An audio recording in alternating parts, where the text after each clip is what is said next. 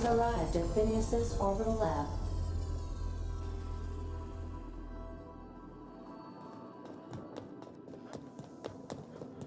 Please avoid damaging.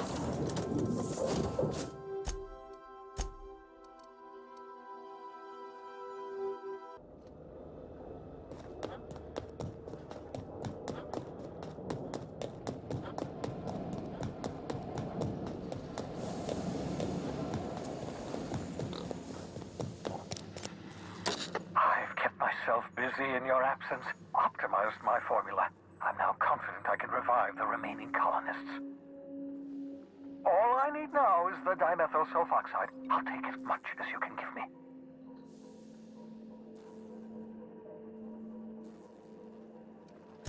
What? Oh, yes, well, that's obvious. Anyone with 2 working labs can see this colony's slouching toward oblivion. Why do you think we've been doing all this? I revived you to help me save Halcyon from annihilation.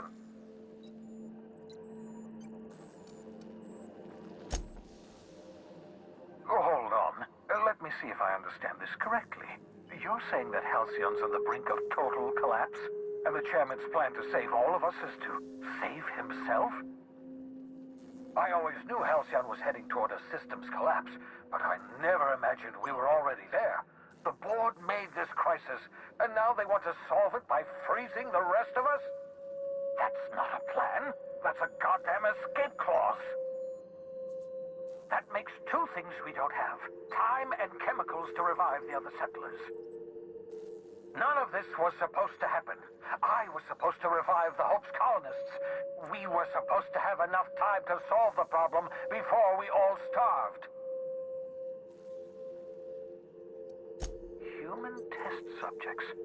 Oh, that's grotesque. That's unthinkable. That's exactly what I'd expect out of the board.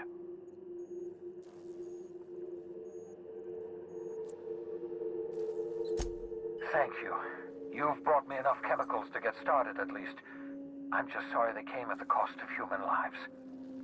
Those poor people, they must have died in agony. What exactly was the board trying to accomplish?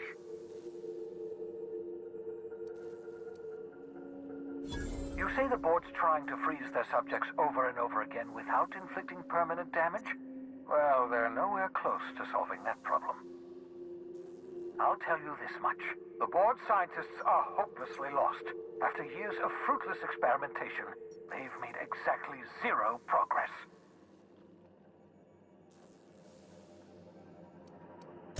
I used to work for these people. I'm intimately familiar with the utter incompetence of the board's own scientists.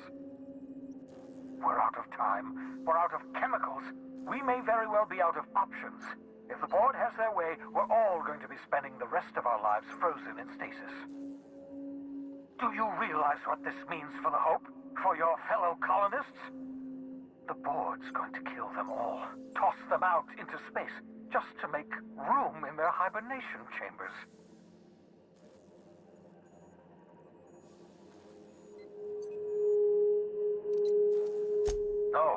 No, it wasn't. We have... Well, let's see. We have at least some of the chemicals. We have your ship, and we have you. That has to count for something. Do you know what's waiting for us on the Hope? Scientists, engineers, artists. The brightest minds Earth ever sent us, uncorrupted by the board. The board's going to dispose of them all and transform the Hope into a prison for the rest of us. They're likely on their way to the Hope as we speak. We need to get to those colonists before the board. I have enough chemicals to start reviving a few of them, but no easy way to get them off the Hope.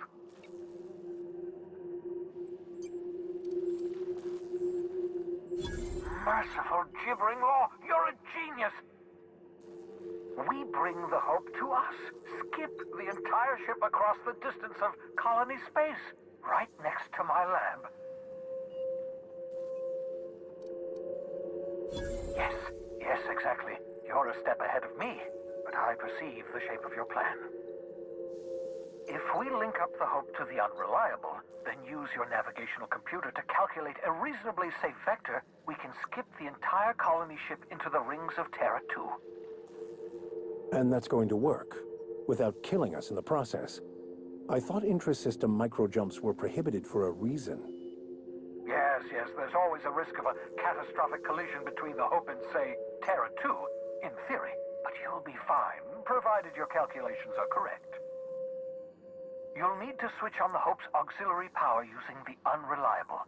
Then head to the bridge. Your navigational computer, Ada, should be able to activate the Hope skip drive. Once you've skipped the Hope next to my lab, I'll have easy access to the frozen colonists. I can start reviving them immediately.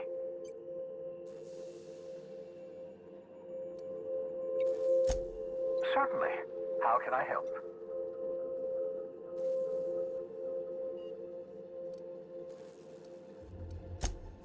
Unlikely. The Hope is as massive as the Groundbreaker, but compared to the rings of Terra 2, positively minuscule. The board might notice, possibly, depending on the position of their heads relative to the depth of their collective posteriors.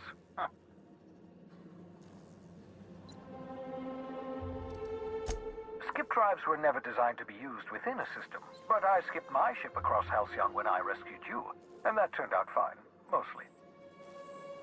That is, I ruined my ship and nearly killed myself in the process, but the maneuver was well within acceptable margins of risk.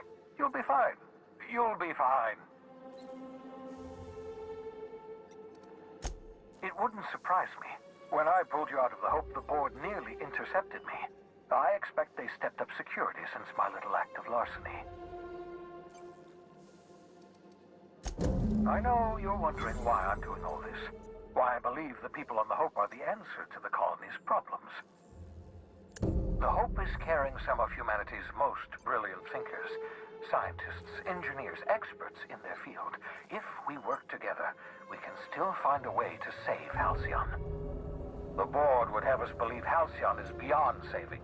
I choose to believe otherwise. If there's even the slightest chance we can save Halcyon from oblivion, then we have to take it. You absolutely should.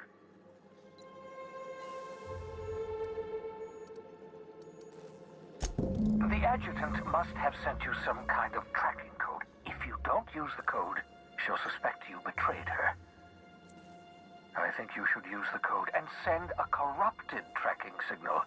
That should buy me some time.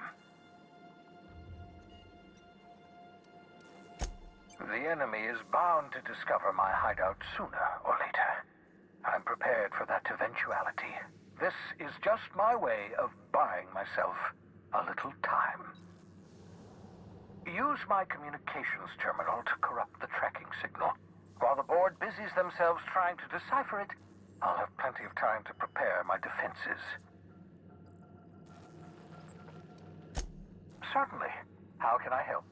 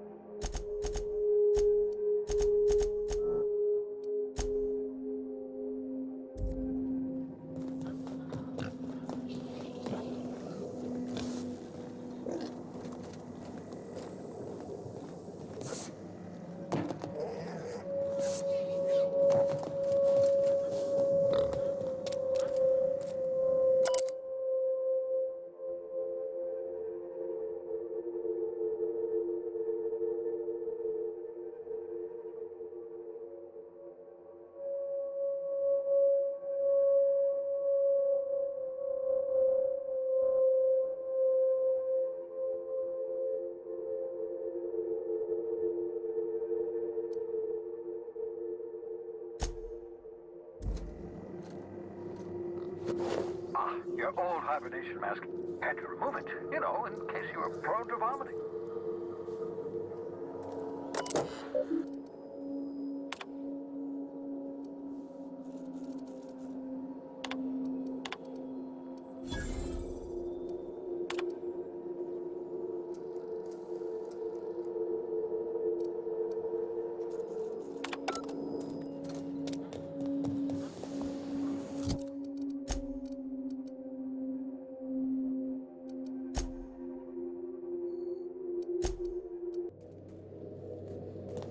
Captain, if you're looking for crew members Ellie, you have a message from Adjutant Sophia Akande. I'm impressed, Captain. I almost expected you wouldn't go through with it. Unfortunately, Dr. Wells found a way to corrupt the signal before we could pinpoint his location. Still, it's only a matter of time before we find him. Come visit me in Byzantium.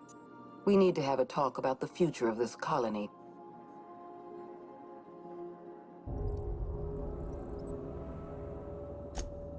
Meet me in my office.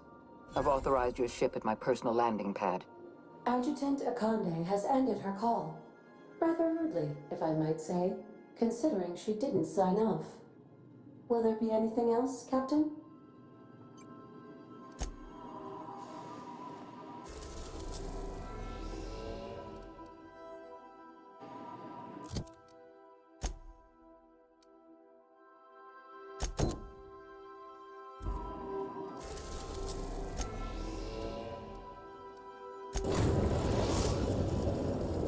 We are now in orbit above Byzantium, Captain.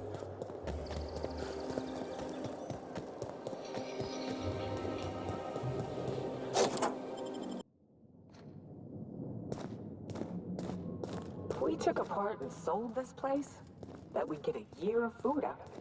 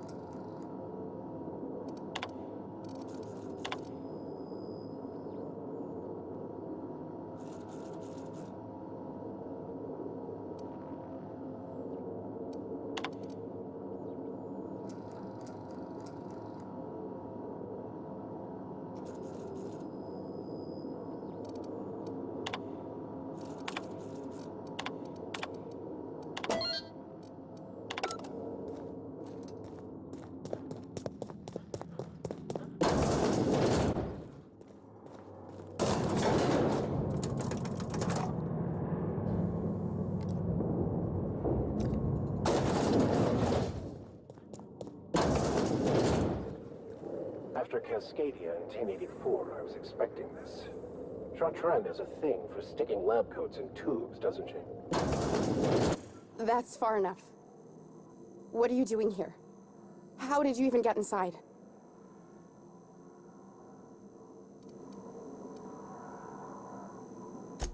You're in my house, and I'm not fucking around. Start talking. My what conspiracy? Let's talk about this. Please, I think there's been a crucial misunderstanding. Just give me a second to explain myself. If you still want to shoot me, at least it'll be for an accurate reason. If you came looking for some elaborate scheme, it isn't here. All I'm doing is trying to keep Halcyon alive. What are you doing, Doctor? This information is beyond classified. You can write me up in your report. It hardly matters. I'm researching a new way to feed the colony. The crops we transplanted from Earth don't give us the nutrients we need. Our colonists might not realize it yet, but they're starving.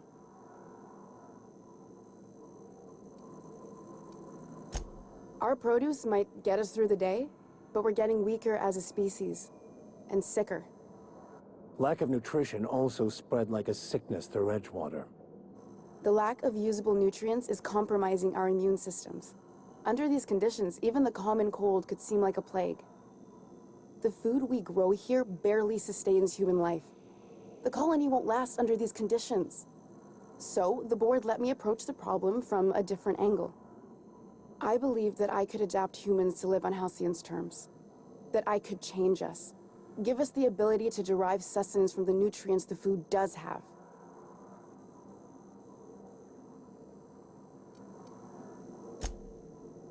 I know. I was there. Thomas was the first to take the gas. A simple test, he said. I told him not to, but he insisted. We learned a lot from his autopsy. Enough that we could try it on each other and know when to stop. No one else died. I must find a cure so his sacrifice isn't in vain.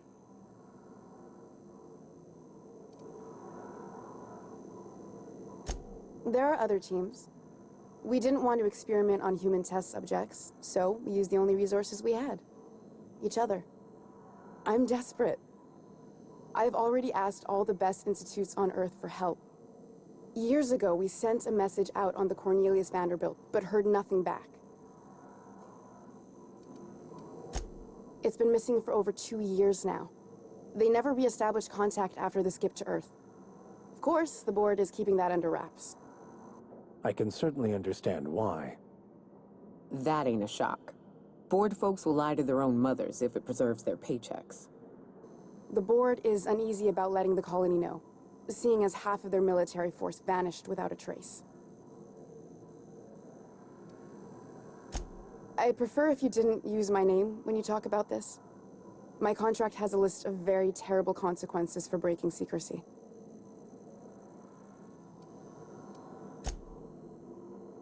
Once we can replicate a success, the board will move to rewire our nucleon.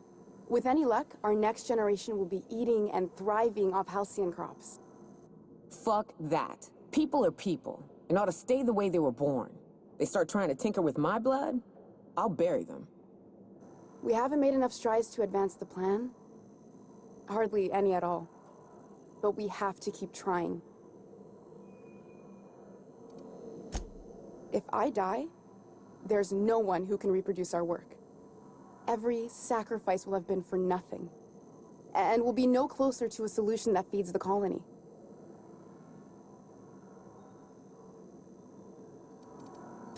It may not be pretty, but we risk the colony's downfall if we hinder the doctor's research. I hope you know what you're doing, Captain. I leave it in your hands.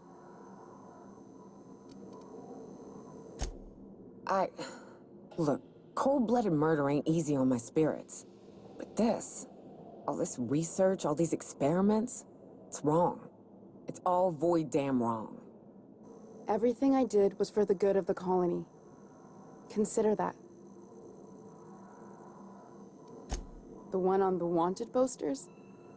They say he's an anarchist. A madman, a butcher. I'll do it. Doctor! What choice do I have, Commander?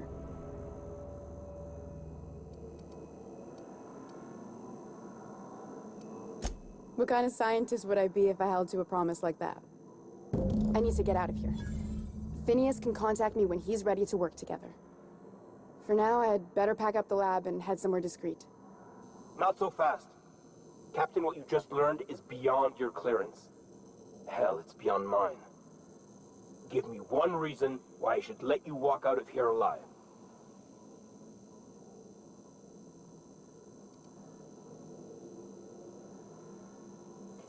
You sure have an inflated sense of self-importance, but that doesn't make you wrong.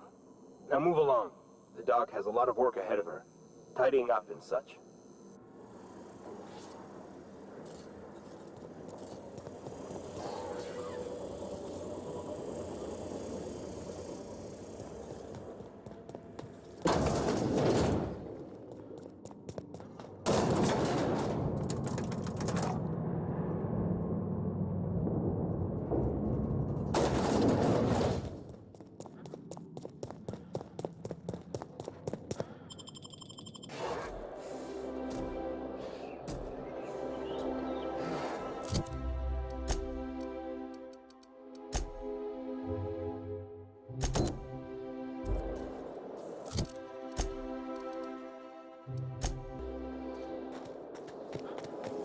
Sandy Berkeley. It's not. Remember that stranger?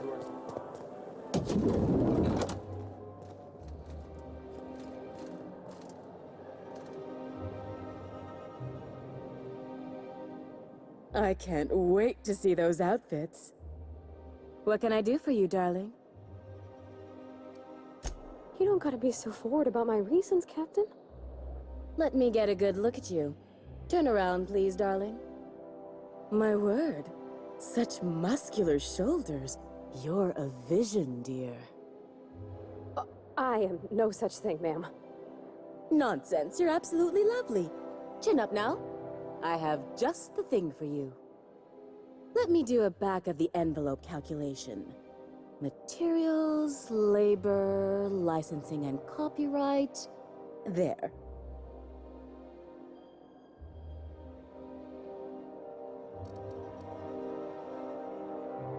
Love. That's the ultimate luxury, darling. Love. Oh, gracious me. I don't get why that's funny, ma'am. Oh, my cherub. Who woos for love anymore? That's so... precious. All right, Captain. Here is the absolute best I can do for you.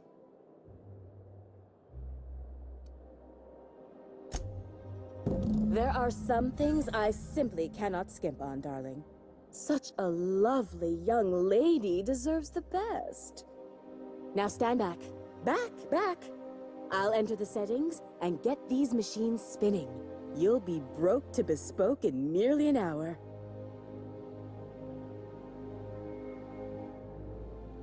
And there we are, my darling girl. I wish you a splendiferous evening. And if you don't mind my asking, have you any interest in modeling? What? Oh, no, ma'am. All them eyes staring at me? I couldn't. No way, no how. I get scared just thinking on it. I wish you weren't so shy, my Violet. You truly are beautiful. I hope your date sees that as clearly as I.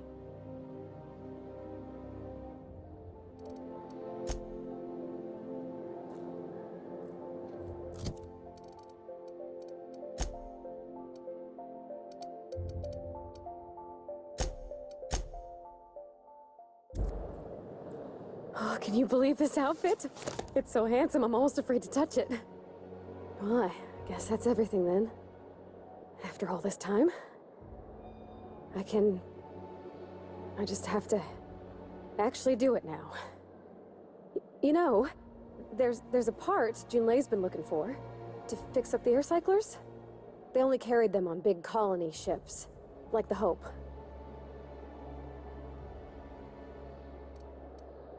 Yeah, that sounded pretty desperate, huh?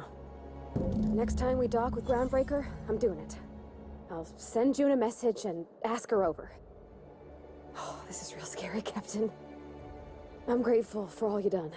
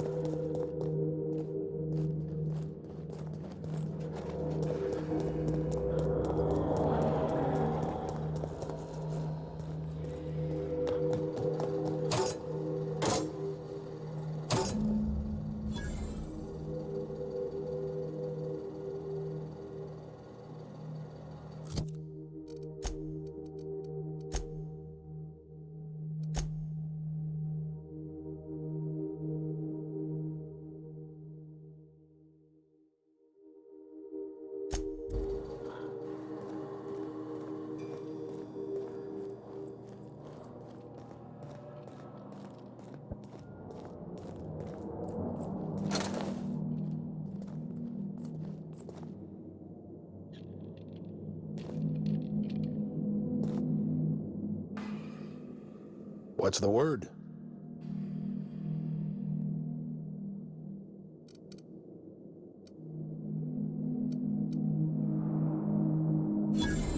So it is. Thus ends Rufus Trask. Once a sensible man, by and by a fool, presently a corpse. Hope his gas bag's paying us by the hour. I hope you never have to discover what it is like, Captain. The relief one feels when a mutiny comes to an end. And Trask had some things to say about you. And I've got my own misgivings.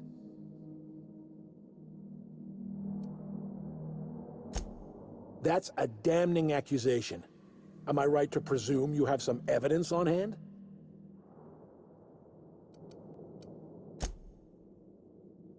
Those papers don't prove a thing. We've all done business with the board. They own the whole damn colony. Trask put you up to this. That miserable wretch. He's trying to undermine everything I stand for. You've got a lot of nerve calling me a liar to my face.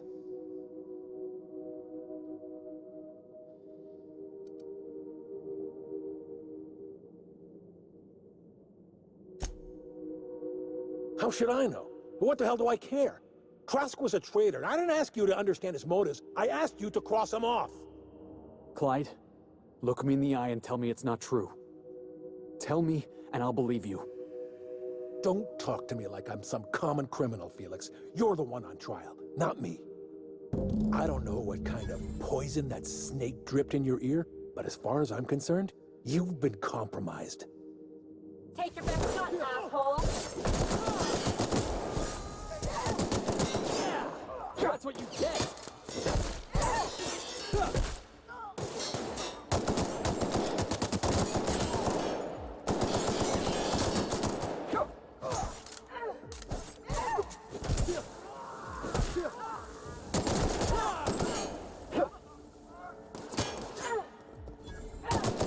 That's the last of him.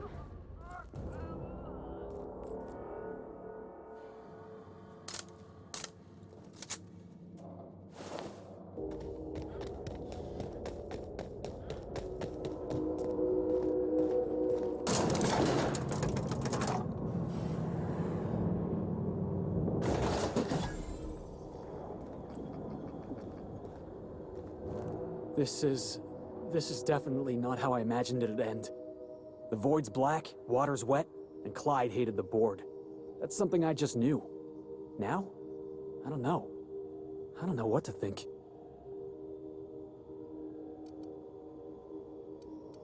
No. I guess you really don't. I've just got a lot on my mind right now. This is a lot to take in. I always looked up to Clyde. The thought that he could be an agent of the board is just abhorrent to me.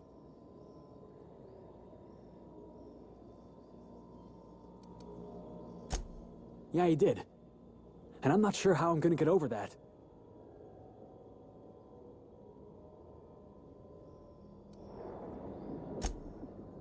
I hope so.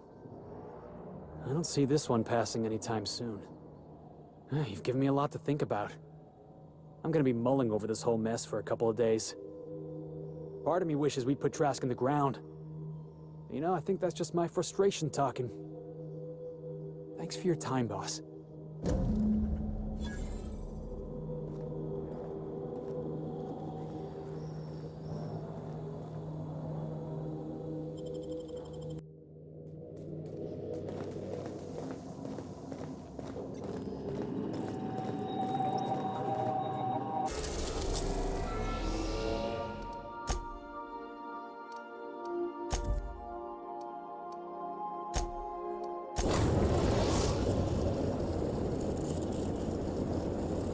The groundbreaker has approved our request for docking, Captain.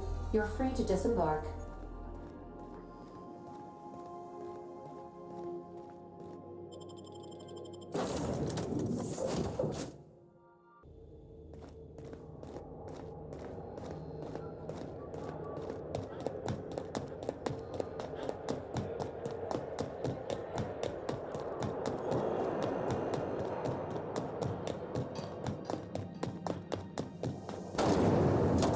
Rizzo's lemon slap. Slap your whole family tonight.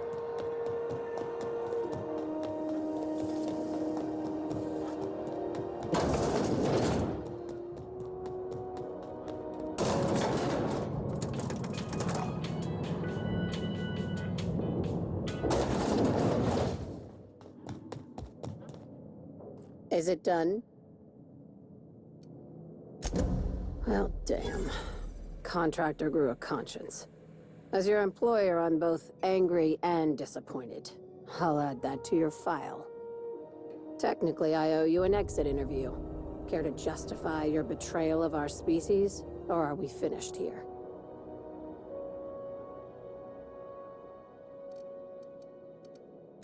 You're awfully quick to trust someone who offed her colleagues and called it a good start. Out of my office. We're done. This is why I always ask for half my payment up front.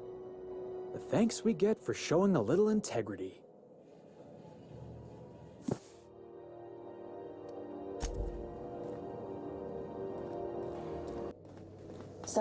You're adjusting before you pull. You're anticipating it. You... Of course I'm anticipating it. What if I shoot a friend on accident? That's on account of your stance. You want to lean into it. All right. She's on her way. How do I look? Oh, my hands have finally stopped shaking. All right, all right. Deep breath. Here I go.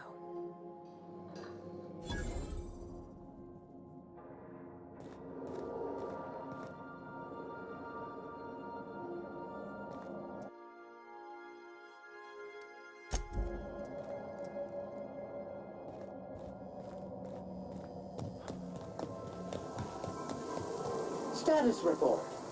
13 jobs scheduled for area maintenance.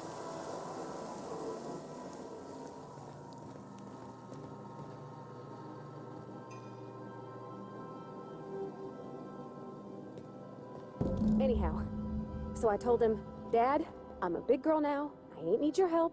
I can do it on my lonesome. What did he say to that? Have at it then. And he handed me his favorite wrench, the one he used for the canner. He's probably half as tall as I was. He didn't scold you for talking back to him? Nah, he was never like that. I always thought it was funny when I get indignant about something. Then he'd watch me do whatever it was, make sure I didn't get hurt, but he'd never interfere. I learned a lot that way. I wish I could have met him. Anyone who helped shape you must have been a special person.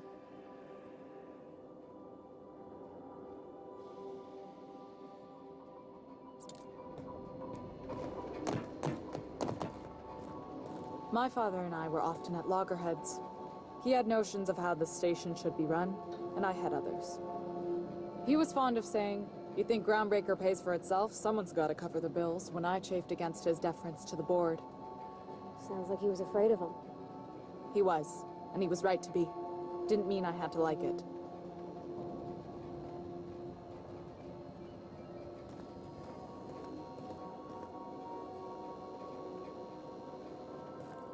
What about your mama? I don't mean to pry, you just hardly mention her, and I've been wondering. She passed when I was small. Taught me how to change a fuse on her deathbed. Even sick, she was patient with me. She kept exhaustive journals of my childhood, my father said. Like she was A/B testing child rearing. Must be you got that exacting nature from her. Exacting is a kind way to put it. Inflexible, my father would have said. Bullheaded. Cold.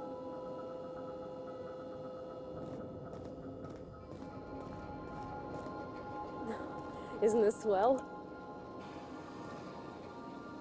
If you're cold, then I'm the void of space. Cold. Pfft. That's the silliest thing I ever heard. Thank you. Thank you for welcoming me aboard your ship.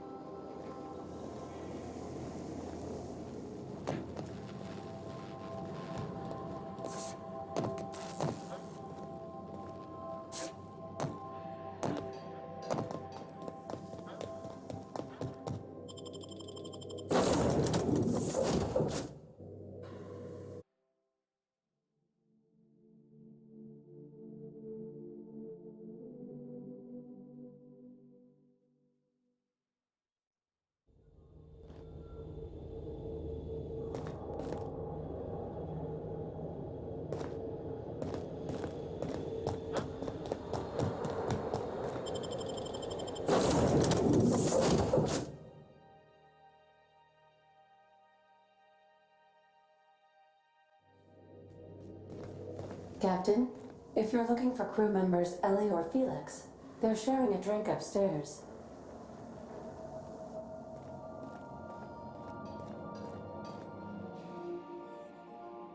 Okay, Captain, she's gone.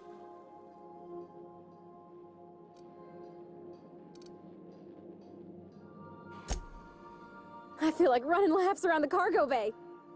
So she got here, and, well, she sneezed. She said, "Wow, new soap?" And I was like, "Yeah, rosish." Turns out it tickled her nose. Oops.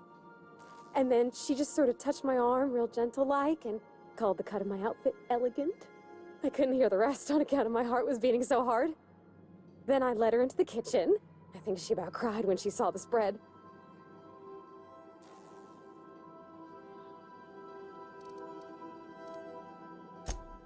She stood stock still and just said, "Oh," real soft. Oh, and let me tell you, I was sweating. And then she blinked and said, "Is that dustbat casserole?" I told her how we got Mr. Raymond to bake it for us, so it was double authentic. Made by a real live monarch person.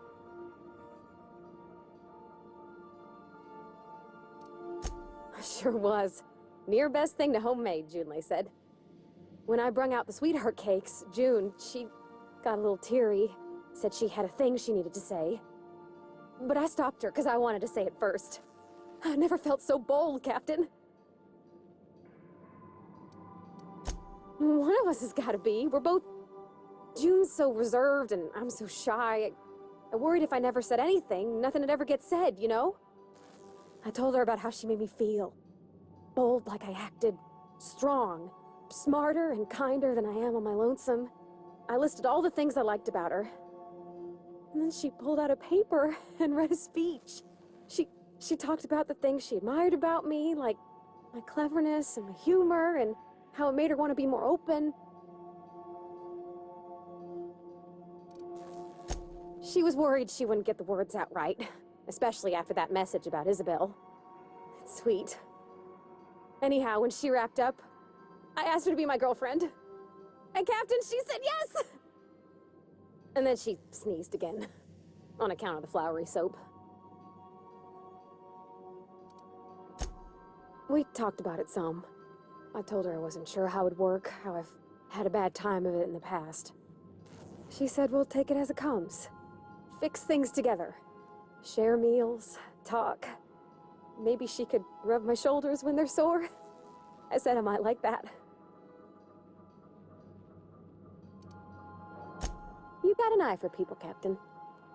It's all on your account, you know. Imagine if you'd never taken me out of Edgewater. I'd have never met Junlei at all. I don't know nothing about the Vickers capital P plan, but you've sure changed my life. So, if you don't mind, I'm just gonna head to my cabin and happy scream into my pillow for like an hour.